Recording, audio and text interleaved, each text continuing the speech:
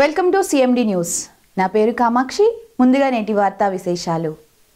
అలహరి సుధాకర్ పుట్టి పెరిగిన నెల్లూరు జిల్లా కావలి నియోజకవర్గం బోగోలు మండలం రైల్వే బిట్రగుంటలోని విశ్వనాథపేట షిరిడి సాయిబాబా గుడికి 2022వ సంవత్సరంలో బహుకరించిన పంచలోక విగ్రహం అభిషేకాలకు మరియు ఊరేగింపులకు ఈ విగ్రహాన్ని ఉపయోగిస్తున్నారు.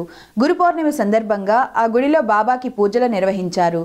బాబా గుడి నిర్వాహకులు ఈ పంచలోక విగ్రహం ఇచ్చి 23 సంవత్సరాలు అవుతుందని గుర్తు చేస్తుంటే సుధాకర్ ఎంతో ఆనందిస్తూ షిరిడి సాయినాథుడు కల్పించిన అవకాశానికి షిరిడి సాయినాథ్ కి పాదాభివందనాలు తెలుపుకున్నారు.